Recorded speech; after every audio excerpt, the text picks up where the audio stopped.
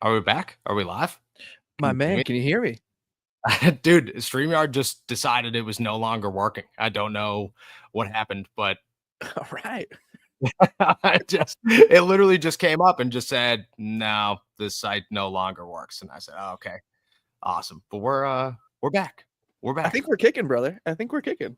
We're kicking. Shout out to StreamYard, dude. StreamYard crashed on Friday. It was part of the big internet's down thing. Here we are on Monday, decided it's no longer working once again, but we're here. We're here and we're live. The Pittsburgh Steelers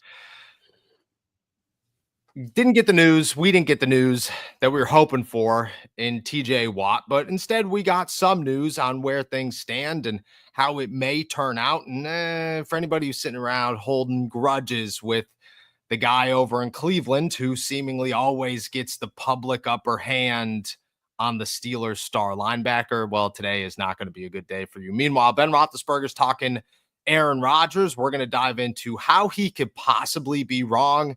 And then there are the finally over under on Aaron Rodgers touchdowns and stats this season. And it's okay, I guess. Plus, we'll answer all your questions if StreamYard decides that it's holding up and we're here. How you feeling, my friend, on this hectic Monday morning? Hectic. Great word for it, man. I feel calm in the eye of the storm right now because I am totally together this morning and Good. feeling good. But I'm not feeling great, I guess, about the most recent stuff we were talking about as far as the TJ Watt contract stuff that we were talking about briefly off camera here. But besides that, I'm doing pretty good, man. I hope you have a nice rest of your Monday. I hope this is the worst part of it for you, truly, because for anyone who's unaware, Noah was telling me about how just tough of a Monday he has before we started recording here. So, nothing better than after you talk about how difficult things are going for something immediately difficult to happen right after. So, Look at hoping this is the end for it, my friend. hoping as well. This is part of life, or part of life. So is life, but it's all right. We're here. We're in New York. We leave this afternoon to get back to Pittsburgh. Excited. I feel like I haven't been home in 10 years. That's kind of where we are in this whole grand scheme. And I'm going to be honest, as I'm talking here, I realize I'm lagging again. So we're just going to truck through this thing. We're going to get it done. And, here we go. Let's start with TJ Watt. Biggest news of the weekend. Biggest news heading into this Monday. And that is Ian Rappaport, who, man, to be totally honest with you, didn't give anybody the update that anybody thought, the insight, the prediction that anybody hoped for, talking about TJ Watt and where things currently stand. He said this the other day, quote, if they possibly can, they're going to try and make him the highest paid edge rusher in the NFL because we are still waiting on some details from this massive deal. It's a little tricky to see where TJ belongs. And then he continues to say that he does not believe that Myles Garrett and his $40 million a year gets beat by TJ Watt. Instead, TJ is under Myles Garrett. So you look at TJ Watt, you look at Myles Garrett, you look at the competition both on and off the field that I think every Pittsburgh Steelers fan is a little bit over, but also at the same time, like frustrated. Myles Garrett is the golden child of the NFL. He is the proclaimed by almost nobody and everybody at the same time greatest defensive player of all time from the second that he walked into a Cleveland Browns locker room, probably before that. If we're going to be really honest, he signs $40 million a year. Everybody loses their mind. That's an insane contract. Here we go. Blah, blah, blah, blah, blah. TJ's not showing up. He's throwing up the deuces. I've been told that they're very optimistic a deal's going to get done. Nobody in Pittsburgh, nobody on TJ's side feels a deal isn't going to get done. But at the same time, they understand how difficult this situation is. I'll ask you two questions here. Do you think TJ takes less than Myles Garrett's $40 million a year? And on top of that, are you kind of a little butthurt if TJ signs for less than Myles Garrett after all the nonsense? If this was just Myles is making 40, TJ is making 39, but nobody cares. Yeah, whatever. But this is a Myles Garrett wins Defensive Player of the Year in a year that TJ Watt should have easily, without question, won Defensive Player of the Year. Myles Garrett is if TJ isn't the brother of JJ Watt, TJ Watt's the best defensive player in football. Instead, Myles Garrett's the best defensive player in football because everybody decided a long time ago, no matter how good he was going to be. Feels like the competition just is annoying at this point. Do you get a little butthurt if TJ signs for 30, 39? Or do you feel good at the same time that, TJ is the smart one that took less money so that his team could kind of try to build around him? I will not be upset one way or the other as long as the deal gets done. That is the most important position I'm going to take in terms of the TJ Watt negotiations. The most important thing is that a deal gets done, an extension is in place, and the Steelers pay their best defensive player. They have to do it in some form or fashion. Yeah. I think it would be I would find it very difficult to justify, and I find it frankly unjustifiable that there is a world where Myles Garrett makes significantly more than TJ Watt. I will go to my grave with TJ Watt being a better defensive player and more effective edge rusher than Myles Garrett. Every statistic proves it. Everything about the eye test proves it. It just does not line up in terms of defensive player of the year awards. So I think TJ Watt is still deserving of more money than Myles Garrett. And I think the longer this drags on, the more I feel like he will get either right around that 40 million, or if that's the number that doesn't get exceeded, the guaranteed money is going to be either matched or exceeded in some way. I don't see a world where TJ Watt makes less per year and overall guaranteed than Myles Garrett. That just feels like a huge short selling of TJ Watt and the caliber of player he is. So I wouldn't be upset. I won't rip the Steelers apart for getting a deal done that is more beneficial to their salary cap space. But at the same time, I think there is just no scenario where TJ Watt doesn't get a massive amount of money, and it should, in what either yearly salary or guaranteed money, should exceed Myles Garrett's contract. I agree. I mean, I think he should make. I don't think the Steelers hand him more guaranteed money. I just don't. Like, that's not the Steelers' way. Them handing him 80 million guaranteed in the last deal stunned me, to be really honest. Like, I looked at it and said, that's not a Steelers move, and TJ was looking for more. I think he's looking for even more now. And Myles, I believe, is 106 guaranteed, somewhere in that ballpark. I think it's 123 if I'm 123 guaranteed. It's massive. I don't think TJ gets 123. I think TJ peaks at 100, maybe peaks at 100. I would be, and to be honest with you, 100 would surprise me. 100 would, it's just not the Steelers' way. You know what I mean? Like, they don't. And there's certain things they adjust to. There are certain things they switch. I don't think that's going to be one of them. What I do think is that to make up for that, they're going to have to give TJ $41 million a year. Like, I think it's going to happen. And I just don't understand. Like, okay, there's two things fighting against TJ. He's 2 years older than Myles Garrett, which is not ideal for anybody. And he plays for the Pittsburgh Steelers, while Myles Garrett plays for the team who is historically awful at doing all of this. You know what I mean? Like, the Cleveland Browns are not a team that anybody looks at and goes, they know how to work the salary cap. They're so good at working the salary cap. You know what I mean? Somebody called Deshaun Watson and asked him how that went for the Cleveland Browns. Like, they're historically really, really bad with this situation. And I think I'm frozen again, but if everybody could hear me, we can hear you, buddy. When it comes to 40 million, I think the Steelers' only way around this is to hand him 41 million with a guarantee somewhere around $90 million. That's where I'm kind of guessing for this. I think that's fine. I think to a lot of people, TJ included, that's a little annoying, but if the Steelers handed TJ Watt $125 million guaranteed, I'd be shocked. I'd be more shocked if the Steelers handed him $125 million, and this might be a hot take, than I would if they traded him. Like, truly. Really? It just doesn't make sense to me. Like, I'm all about TJ Watt. I think he's the best defensive player in football. Zero questions asked. But, I mean, the Steelers they've never done this, ever. And every time we have conversations about, oh, well, the Steelers might, they do things like trade George Pickens to let us know Nothing's changing, pal. This is who we are. This is who we will remain. I don't get me wrong. I think a deal gets done. I would Mhm. be very surprised if it doesn't. I think $41 million is the sign. If it's less than both, okay, from the fans' perspective, if it's less than both, like what's the thoughts there? If he just overall loses to Myles Garrett, and everybody's got to talk about it for the next 5 years. I think there's sort of an outcry, like I voiced a minute or two ago, about how that just makes no sense in terms of production statistics watching the game. But I think that will immediately then shift to, well, this is just a beneficial move for the Steelers and their salary cap. I think, to your point, if there is a $90 million guaranteed, it would be, or $100 million, whatever number you want to throw out there in a potential TJ Watt extension. We will still be talking about the most amount of guaranteed money ever given to a player in Steelers history. It would be a Yes. groundbreaking contract, and we Yes, would still that be beats his talking. own. Yeah, exactly. That beats his own. Great Yes. point.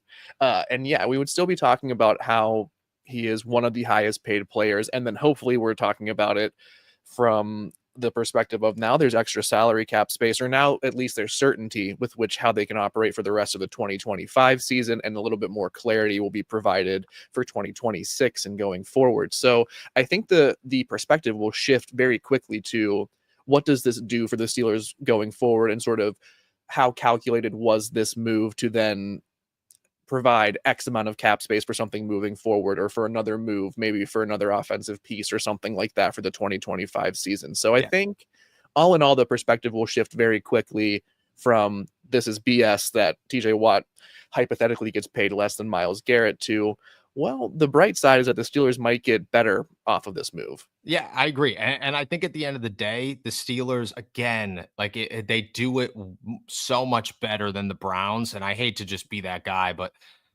the Browns will hand Myles Garrett $123 million guaranteed. And that makes the first 4 or 5 years of his contract really difficult to work around. TJ gets $90 million guaranteed, and that's 2 years of his deal, plus this year, most likely. And you're looking at it going, at the time where the Steelers are going to need to readjust some things and figure out their quarterback situation and so on and so forth, and figure out their quarterback contracts, I should say, and so on and so forth. TJ doesn't have guaranteed money, which means that you could just say, see that salary that you have, that $41 million, that's a signing bonus as of today. And you're good. You know what I mean? That lowers the Steelers cap hit significantly and allows TJ Watt to make some guaranteed money. That's why I don't think that's going to happen. But I understand where he's coming from. I understand why he wants it. He deserves it. I do think he loses to Myles Garrett, maybe on both fronts. I think it's, to be honest with you, I think the Steelers should do it just to kind of say to the NFL world, who sits around, thinks Myles Garrett is better than TJ Watt, screw off. You know what I mean? Just because at the end of the day, like, it's just annoying. You know what I mean? It's annoying. It's a small group of people who collectively just fell in love with Myles Garrett when he was in college and decided this dude was going to be unbeatable. And is he great? Yeah, he's really, really, really good. But he's not TJ Watt, you know, and he's not even close, to be totally honest with you. He's not. And I think this is the Steelers' way to just say, all right, let's just at least win this one. You know, let's give TJ an upper hand in this one. All right. Let's talk some Aaron Rodgers here. Over the weekend, or I guess on Friday, I believe, Ben Roethlisberger had a bit of a blunt prediction for Aaron Rodgers. And it's certainly one that I think a lot of people agree with, but at the same time, something to discuss. He said, quote, on his podcast, Football, and I don't think he's got more after this year. I don't know. I'm just guessing in terms of you coming off an Achilles, coming off an elbow. My first year back, I felt like I was 100%. I wasn't. Even you don't realize you're not 100 until the next year when you are 100. He continued and said, is Aaron the quarterback of the future? No, because we don't know how many. Aaron may only be here 1 year, at most 2, 3, which is probably pushing it. I'll ask you this question. Aaron's on a 1-year deal. The Steelers are going to draft a quarterback in the top, I would guess, 10 to 15 picks next season in the NFL draft.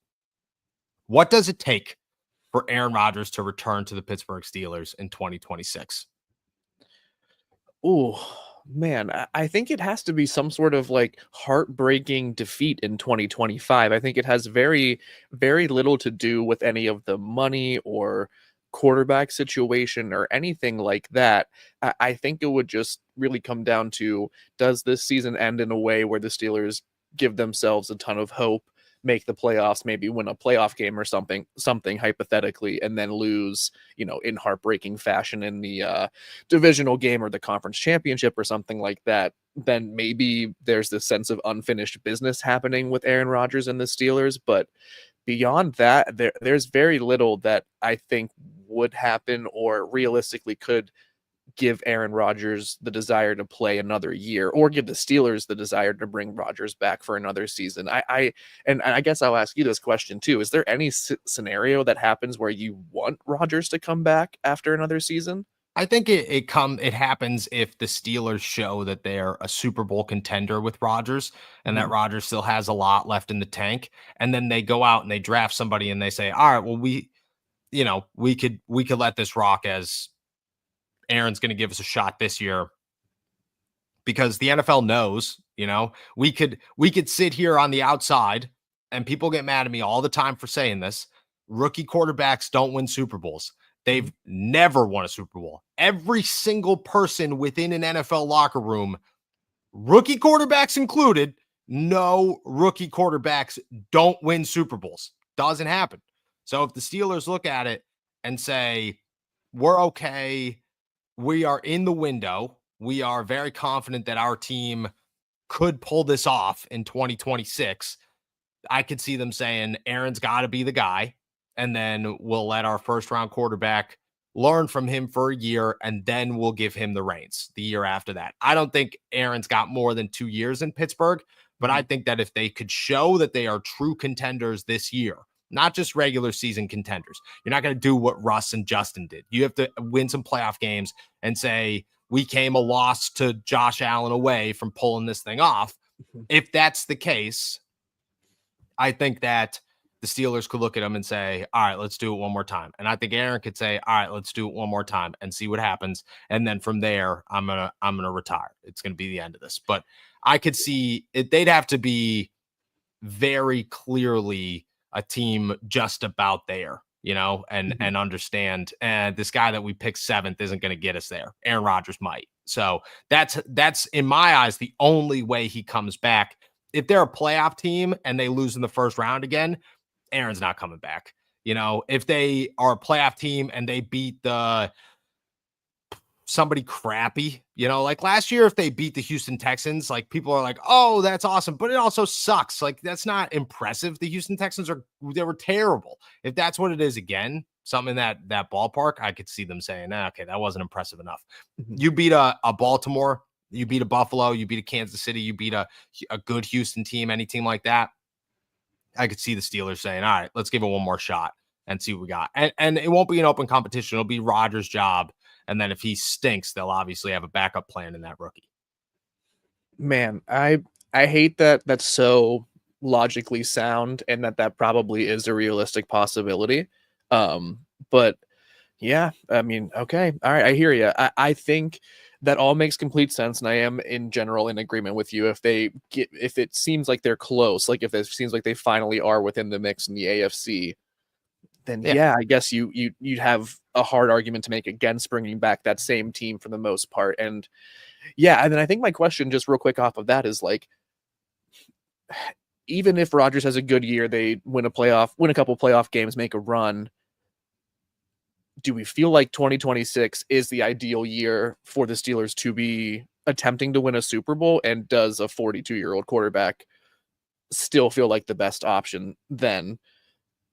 Or is 2026 going to be a year that, regardless of who is in the quarterback position, the franchise quarterback of the future, who was recently drafted, or someone who is, handing over the keys and teaching within the system, is the same expectation going to be there that, like, we aren't Super Bowl ready yet, but we're getting there? No, I think the expectation is Super Bowl no matter what. Got the it. Steelers are tired. Art Rooney's pissed off. He understands that he's only got a couple more years before he's going to hand this team off to his kid. Mm-hmm. Omar Khan's pissed off. People are this was the first offseason where somebody had to be honest with Mike Tomlin, and they were, from everything I was told, that the noise on the outside is becoming so loud that it's becoming harder and harder and harder to ignore the problems and the mistakes that Mike Tomlin makes. And Mike Tomlin's not on the hot seat. It's just to a point where Mike Tomlin's got to show that the Steelers are going to win another Super Bowl relatively soon. Otherwise, the Steelers have no other option but to say we have to listen to the fan base. Do I think that happens ever and they move on from Mike? No, but I do think that the Steelers have to stay Super Bowl relevant forever. They can't go anywhere else, because if that's the case, people are going to lose their jobs. And again, they know, they understand that a 42-year-old quarterback might not have any juice left in the tank. And if he comes in and the Steelers are a win away from the Super Bowl, but Rodgers clearly isn't the guy that got them there, all right, there's reason to just say we're good. But if Rodgers looks good this season, if Rodgers looks like a competent quarterback who's winning football games and completing 2-minute drives when you give them to him, and winning games for the Steelers when he needs to win games for the Steelers, I mean, they're not going to make that argument. They're going to look at it and say, there's no long-term commitment to this guy. We have our long-term commitment. And people will always bring up like, oh, but you're hurting the reps. They don't care about the reps. Nobody in the NFL cares.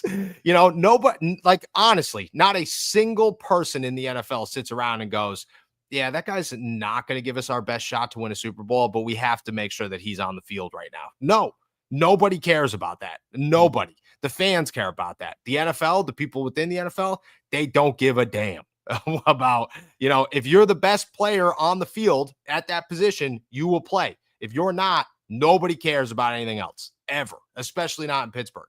So if they think that Aaron's like got enough juice left in the tank, yeah, I could see them saying, all right, I get it, he's 42, but we'll try. But he's got to, it can't be, oh, Aaron's not losing football games. It has to be Aaron's winning football games. That's got to be the only way that Aaron could come back. In my opinion, that's the only way that I think the Steelers would bring him back. With that said, I got a stat line for you.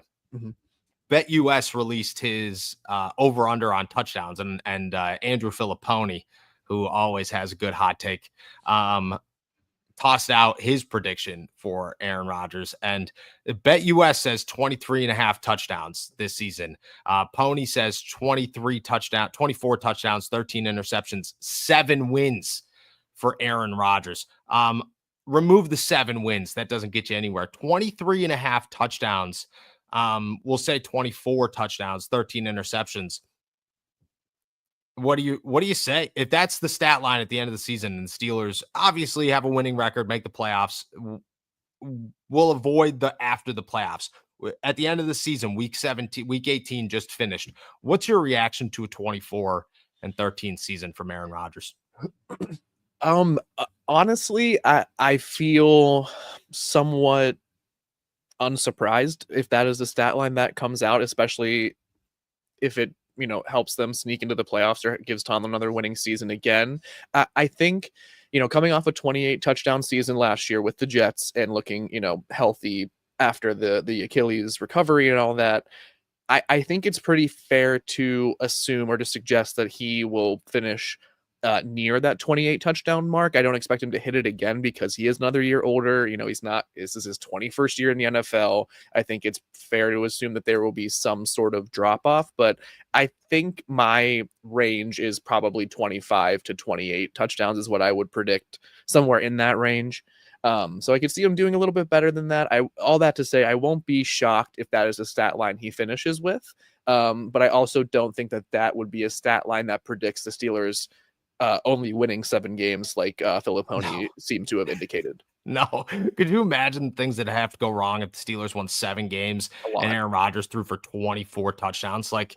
You're just like, oh, okay. Kenny Pickett threw for 13 and 13 interceptions, and the Steelers won 10 games. Like, they were just or maybe 9 games. But either way, they were a playoff team. Like, the Steelers, they weren't awful, and Kenny Pickett was awful. If you have a competent quarterback who's throwing, 13 touchdowns is a lot. And I think that's my biggest surprise on this prediction is like Aaron Rodgers doesn't throw interceptions. He's never been a guy that throws a bunch of interceptions. He's pretty protective of the football. Maybe he's not going to throw for 30 touchdowns, but 13 interceptions is a lot of interceptions. And I just have such a hard time believing that that's going to happen. Again, if he wins 7 games, so many other things went wrong for the Pittsburgh Steelers and this on paper team way worse than what we thought they were going to be. 24, yikes, like big yikes. Okay, let's say this though, in the realm of the hypothetical conversation we're having, Aaron Rodgers throws for 24 touchdowns, let's say 6, 7 interceptions. I don't think he throws 10. Let's say 7 interceptions. The Steelers win 10 games. They win 1 playoff game against the Baltimore Ravens. Okay. Do you look at Rodgers as the guy that you believe should come back? That certainly changes the consideration. I mean, that I am genuinely very unsold on the idea that bringing Rodgers back for a second year would be the best option. That being said, I leave tons of space and time for that to change. And in the hypothetical you're describing here, I don't know if a first round, franchise quarterback, albeit whoever, the names that we want to throw out there that feel like the best fit. Yeah. I don't have a ton of hope and belief that quarterback would come in and win more than 1 critical playoff game against a divisional opponent than Rodgers would. So it would give me pause in my consideration, and it would probably make me think long and hard about bringing him back. But oof, yeah, that would right now I'd say it's not enough to bring him back for me, but I can certainly see that it is a strong building block for the case to bring him back. I will say that if the Steelers beat the Ravens in the playoffs, I don't care who the quarterback is. It means nothing to me. Like nothing. Like it doesn't. You beat the Ravens. Awesome. That's great. You know what I mean? Go beat Patrick Mahomes. go beat Josh Allen. Don't beat the team that you beat historically more than you lose to them. That's not what you're looking to do. Like last year, it was the Steelers defense is so atrocious that they didn't have a shot at that game. And they had a shot at that game. Like that's the craziest part is they had times where you're like, all right, like there's a possibility here. I don't care if you beat Baltimore. That's the one playoff game to me that does not matter. Like it doesn't change anything for the future. But I will say that if Aaron has a good season and they do, I bet you the Steelers would think about it. I bet you they would. I'm not saying I would, but I bet you the Steelers would have some conversation about whether or not that's the move for the Pittsburgh Steelers. All right. Agree. With that said, that's everything on our agenda. I apologize for the lag. We're going to start diving into all your questions. Toss them in the chat. We'll start getting to them right after this. Pittsburgh, this one's for you. From the voices behind all Steelers talk comes Black and Gold Apparel, your go-to for bold, fan-driven merch that reps the city, the Steelers, and everything in between. Whether you bleed black and gold or just love that Pittsburgh grit, we've got something for you. It's more than a podcast. It's a community.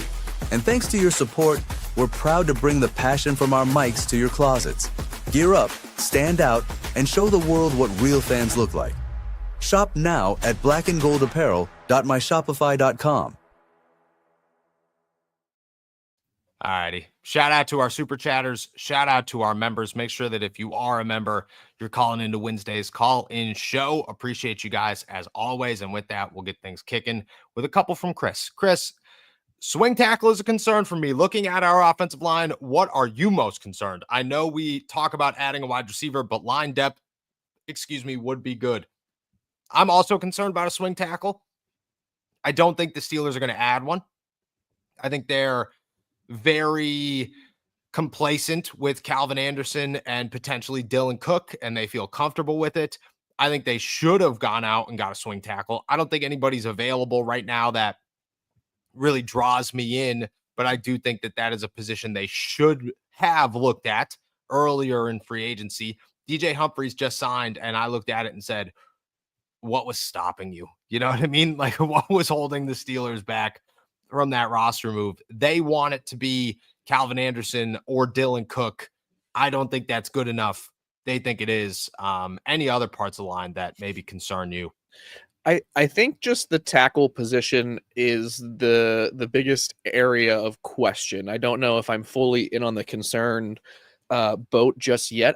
I do think, I'm eager and excited to see how Fautanu plays, in his first real training camp and hopefully preseason and regular season. I think Broderick is certainly improved going into this season. But yeah, I think just in general, the complacent is the best word that you use there, Noah, to describe the swing tackle situation. It doesn't seem like a huge priority in terms of improving it or having a sort of, quote unquote, elite swing tackle. They just kind of want to have one that they're familiar with, it seems like, which if he gets the job done, Anderson or Cook, great.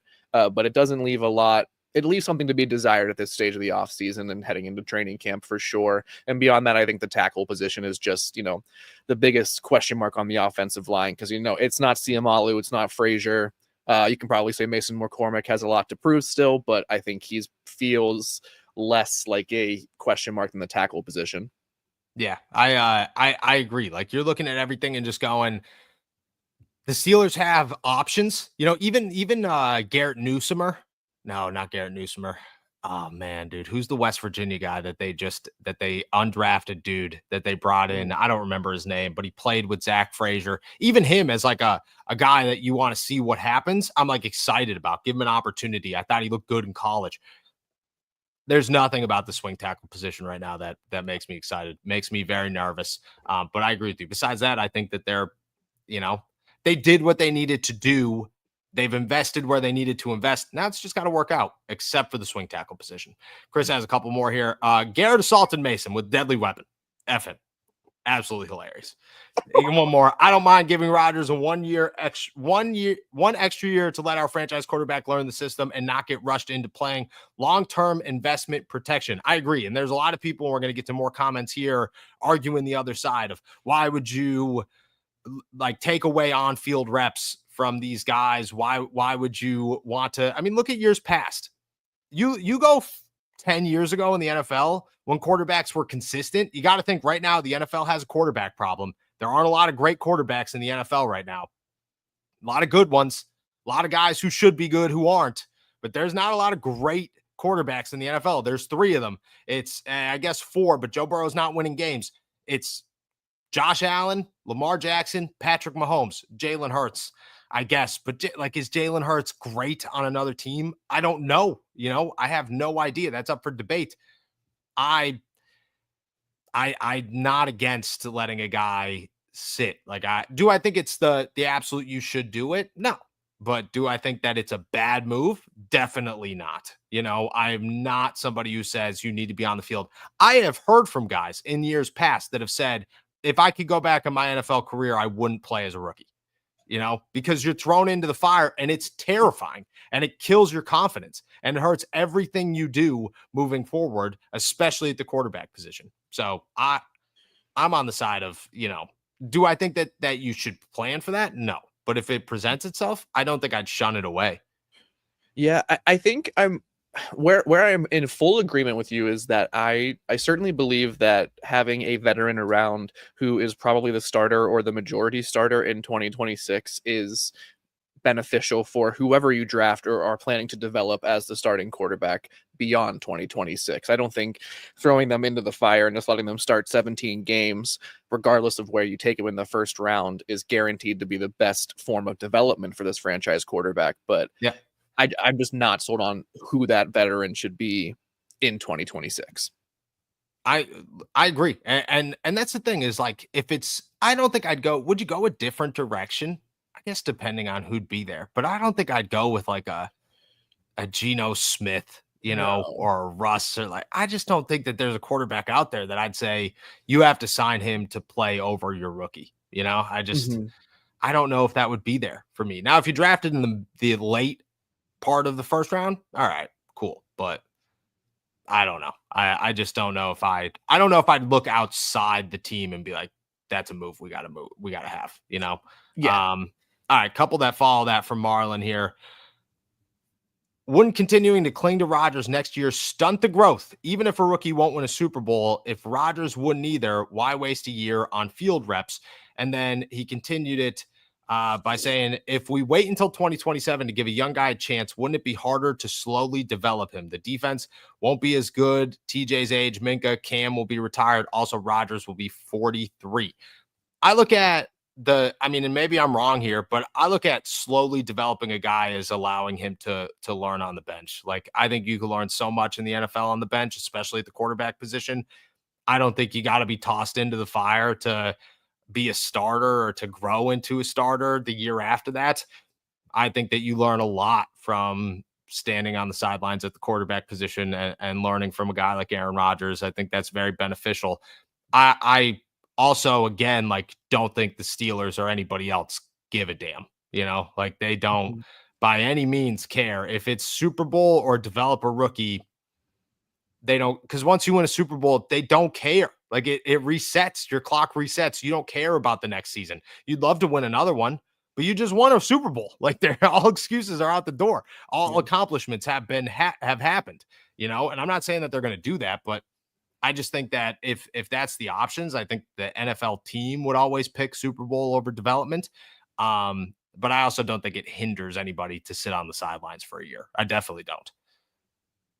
Yeah. Yes. I think that I agree with you about that for sure. I think what a point Marlon raises that's like very important, and that I'm sure the Steelers are mulling over, is like, how many more chances do you have with this core defense being potentially a top 10 defense and a top 10 unit? And with Minka's contract situation, with TJ's age and negotiation going on, obviously Cam will retire at some point in the next few years. Like, yeah, there's a chance for the defense to drop off, but hopefully the replacements that they have been bringing in, like Keanu Benton and Derek Harmon and Joey Porter Jr. and these guys who have been selected with higher picks in the last few years, are enough to sort of like supplant the older guard and keep that defensive unit at a strong to possibly elite range. So interesting point to consider. But yeah, I think overall they just whoever the best quarterback they think it is, 43-year-old, 22-year-old, they'll just play him. I don't think it comes down to like they need to give a rookie 4 games or 4 weeks worth of experience before they fully trust him with the offense. I think they just fall in love with the quarterback, and then that's the guy until he either gets hurt or completely F's up. I agree. Alexander here, is taking reps away from a rookie for one season worth it if he's learning under Rodgers on the other side of this? So obviously we just talked the on-field, what you're doing with the reps. To have a guy like Aaron Rodgers there, I mean, do you look at that as a benefit, maybe, to be able to learn from that guy? Yeah, sure. I mean, I don't know. Ask like Jordan Love, I guess. Like, was that like the key for him becoming a starting quarterback in the NFL? And that's not a dig at Rodgers at all, just to be perfectly clear. I'm just like, I think of him. The next person I immediately think of is like Jimmy Garoppolo, and I'm like, was watching the greatest quarterback to ever live beneficial?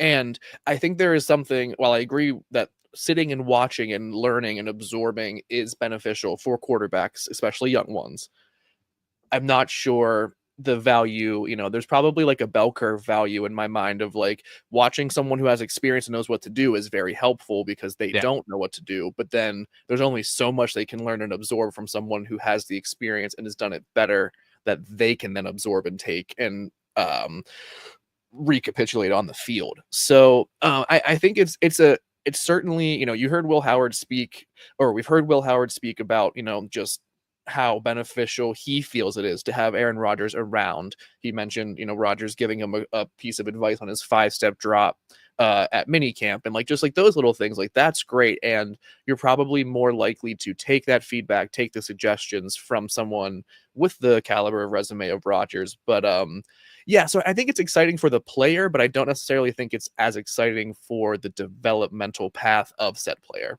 Yeah, I agree. I think Aaron Rodgers is a great mentor, but I also think that there are a lot of great mentors in the NFL. I think it's more significant the other way around. Like when Ben was here, I think Ben had a strong hand in kind of ruining Mason Rudolph's chances of ever being a starting quarterback.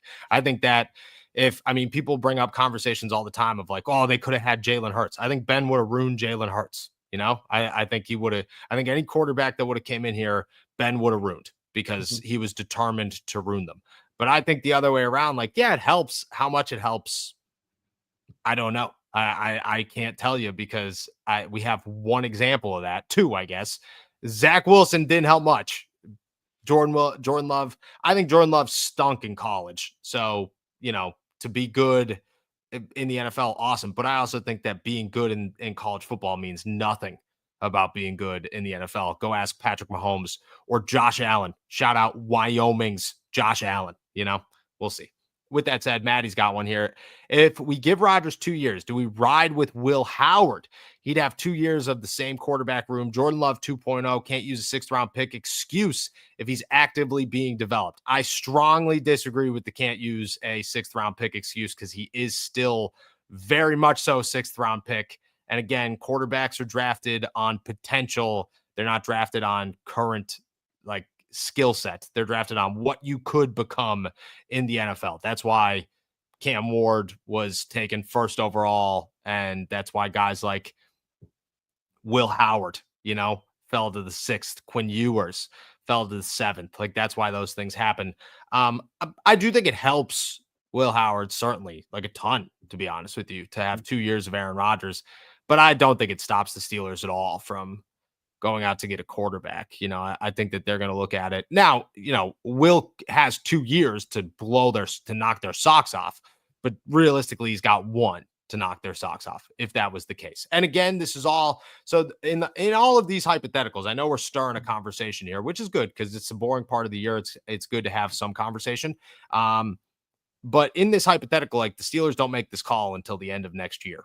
So if that's the case, like, I think Rodgers would have to be signed and they would have to just say, all right, instead of a quarterback in the 1st round, we're taking a wide receiver or something big and drastic that we think could help us win a Super Bowl right now.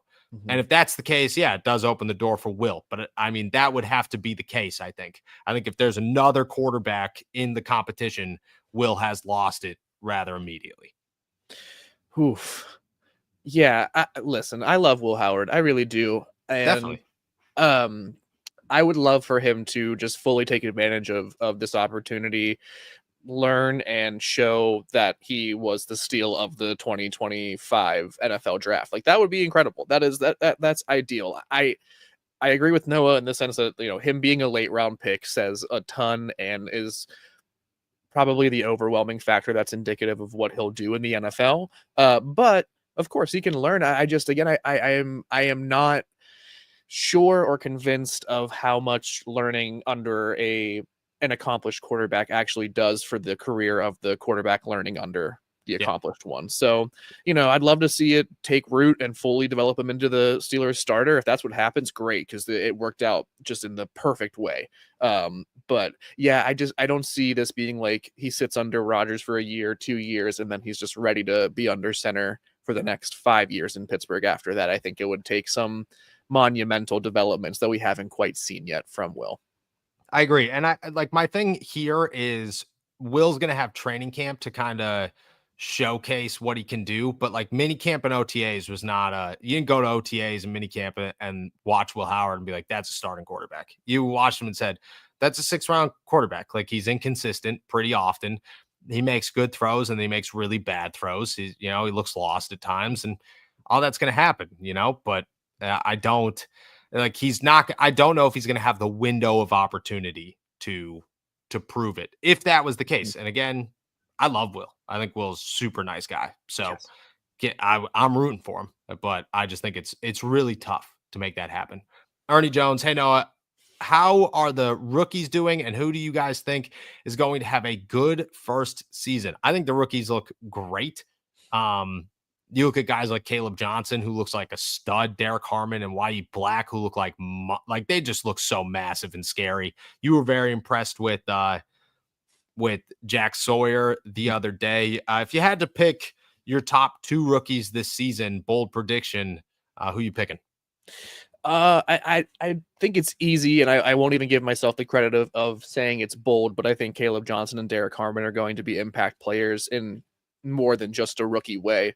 The one thing I didn't mention, or I don't think I mentioned when we were talking about Caleb Johnson and minicamp wrapping up, was I was standing right by like the running backs doing a blocking drill, and watching him just like hit the bag and just like almost move the entire blocking like Yeah. sled just like off the ground by him just like throwing the hands in front. Like he is incredibly strong, and it is going to, I think, have a very tangible effect on the Steelers offense. So yeah, I think him and I think Derek Harmon is just going to be all around the line of scrimmage on the defensive side of the ball. So don't think it's a bold prediction, but I think the Steelers have multiple rookies that they can feel very confident in. Yeah, I'm excited for all of them. Jack Sawyer, I think, is a sleeper for sure. Waddy Black, I think, is a sleeper for sure.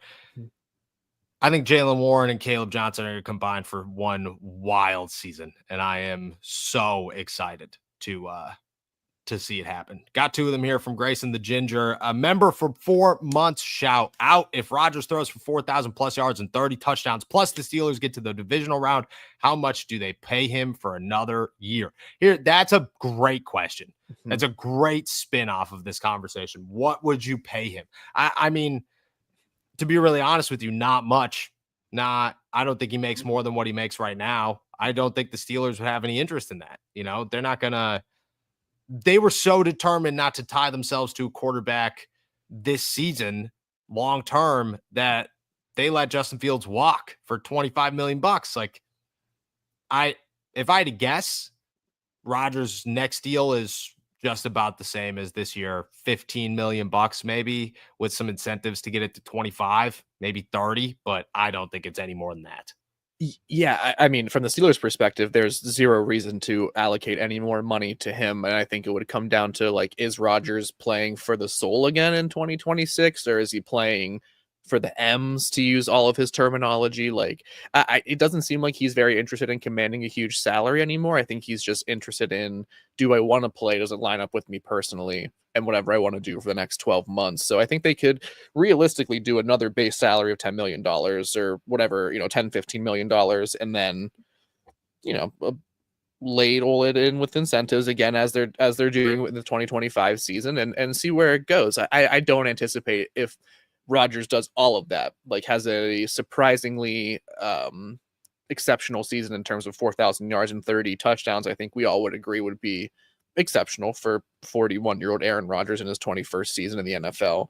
I think despite all of that, and as impressive as that would be and impactful that would be for the Steelers, it won't really raise his salary demands, for the 2026 season. I agree. Grayson the Ginger, one more time. Hey, no, I didn't get to keep up with much minicamp news last week due to the work being crazy. But how did Roman Wilson look? And was he taking reps with the starters? He was taking some reps with the starters, but it was kind of like all over the place. It was a lot of Roman, a lot of Robert Woods, even Ben Skoranek was making his way in there. So I don't think anything was set in stone. I thought he looked good. I don't think he looked bad at all. I think he looks a lot faster than he looked last year. I think he looks bigger than he looked last year. I'm more worried about his route running. Where does his route running go in year 2? Can it get better? I think that was his biggest issue last year, is the Steelers didn't have a place for him because he didn't really stand out in the route running game. It's always been his biggest weakness. I think if he could put it together, I'm excited to see what he does.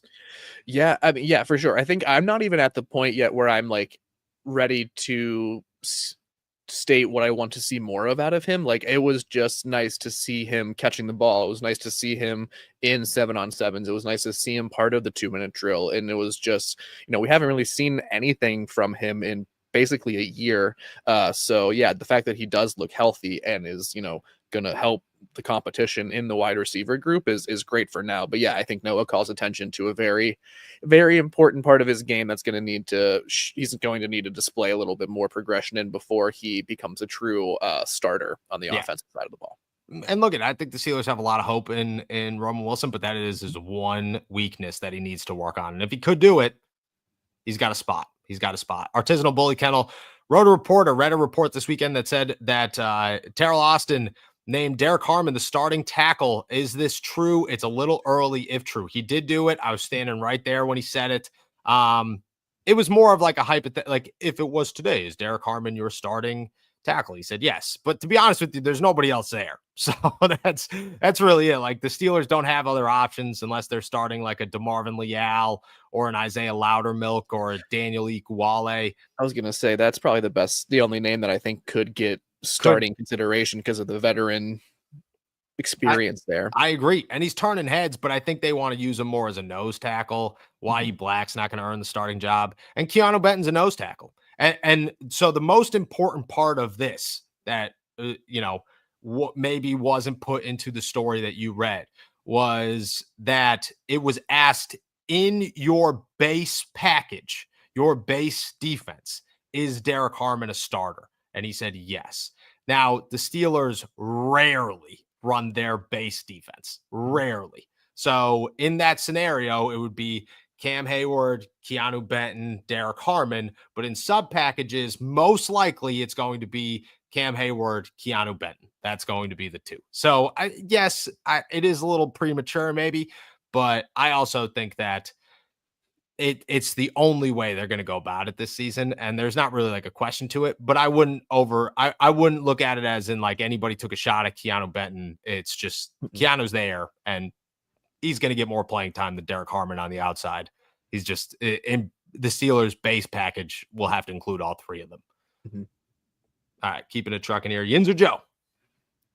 Myles Garrett is 29 years old. Watt is 30. How many more years do you think Watt can play and be productive? He really hasn't been effective in playoff games either. Neither is Myles Garrett. Neither is Myles Garrett. Very, very, very true. Very true. I think Watt's got another 4 years in him before you got to worry about it just completely falling off a cliff. 34 years old. He'll be 31 this season, which makes me worried. But right around that 33, 34 mark is when I go, yeah, things could go bad. But I think TJ signs a 3-year deal, Like I think TJ's deal is 3 years, maybe 4 years just to keep him cheap at the end of that last deal. Because guys at that point will be making $60 million a year, something crazy like that. But I think he's got another 34 is usually when I look at these guys and say, it's coming. When it's coming, we don't know, but it's going to come. Do you think the sticking point in terms of negotiations is the duration of the contract? Or do you we've been talking about money so much. I genuinely have not considered the fact that maybe it's like the Steelers are hesitant to go longer, but like, because that obviously would affect like the conversation we had earlier about like guaranteed money and like where that, the outlook and effect that might have on, the fan base and stuff like that, and what teams are thinking about the Watt Garrett sort of comparison. But, because I think you have to be worried once any sort of valuable player reaches their mid 30s, if they're still being productive at that point, the drop off is, a coin toss as to when it will happen. So I wonder if you've heard anything contrary. You can just shut it down immediately, I guess. But like, I haven't heard anything about like the duration of the deal being a sticking point, but it sounds like it might be. It could be. It definitely could. I haven't heard details of what's holding them back.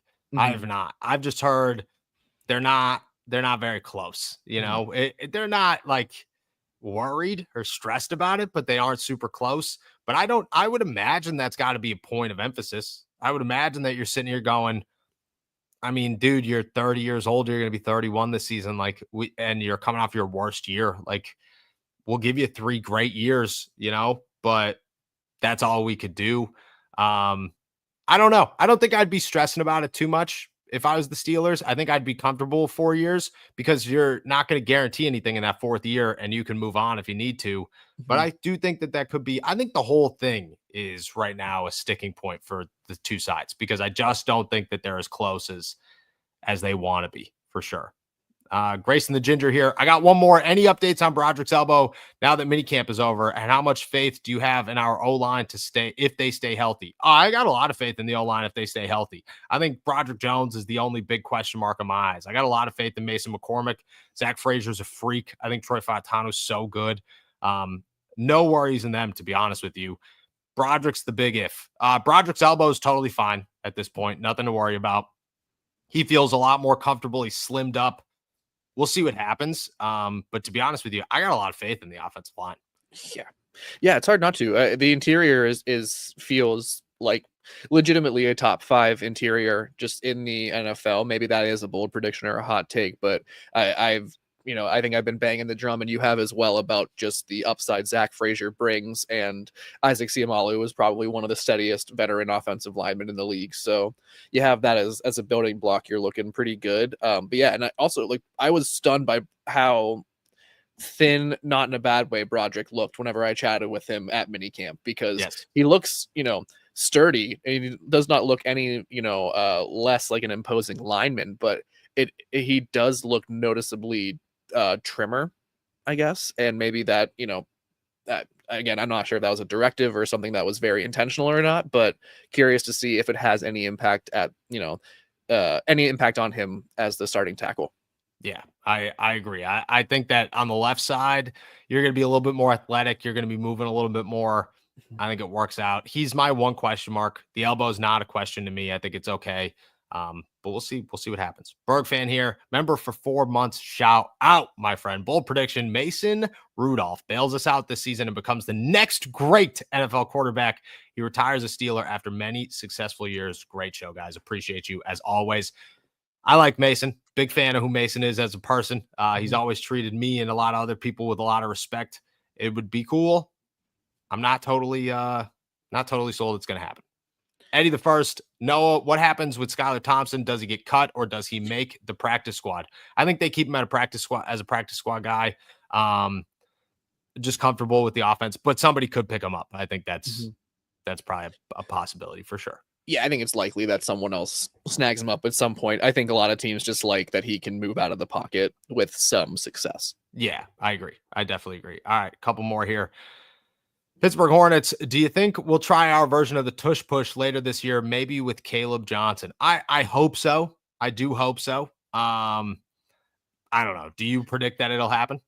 I won't predict, but I think what I'll say is that I think every team, since the tush push is not banned again, or it's always a question. It seems like since the Eagles have started winning Super Bowls again, that this is in question. I think the Steelers need to find a way to get creative, and how far can you push the tush push? Can you get 12 guys in the back? You know what I mean? Let's just go crazy and just get 4 guys in the backfield or whatever it is, and let's just see what you can do. But yeah, if we get more touches to Caleb Johnson that way, I think using him around the goal line could be helpful. So yeah, I'm for it. Won't predict it, but I'm for it. I love it. I love it. And we'll finish it off with this one. American Steel. Start bench cut. Yins, Danton, or Steelers? Oh, no. You are a Pittsburgh native, my friend. I'll let you go first on this one. Wow. I can never stop saying Yins. Even if you put me to death for it, that is just an ingrained. That's the starter. I would bench.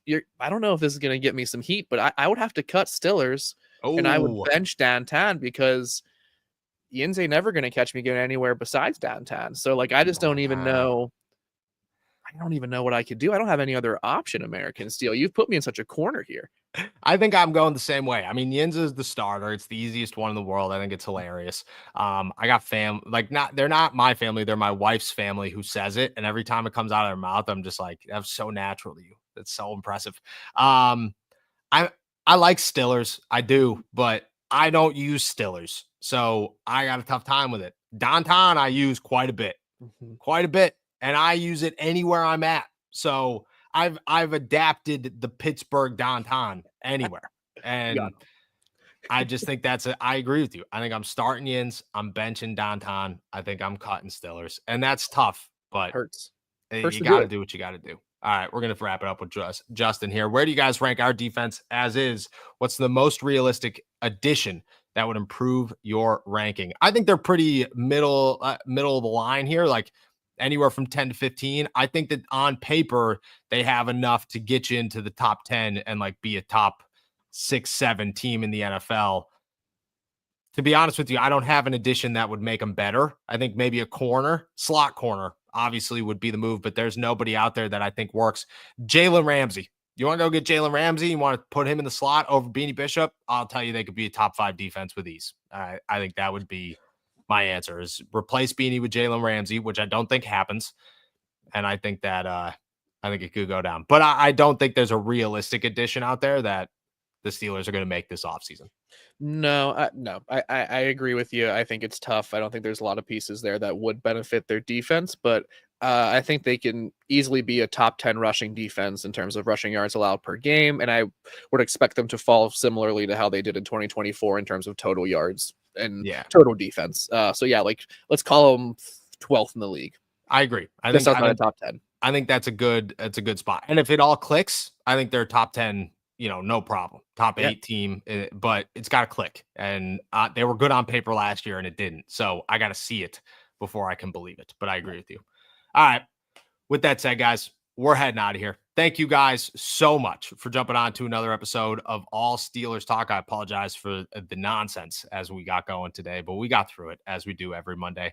Thank you guys so much. Make sure to subscribe to us on YouTube, youtube.com/All Steelers Talk. Check us out anywhere you get your podcasts. And as always, find all of our work at si.com/NFL/Steelers. With that said, we will be back tomorrow. Enjoy another beautiful day in the Berg. Peace.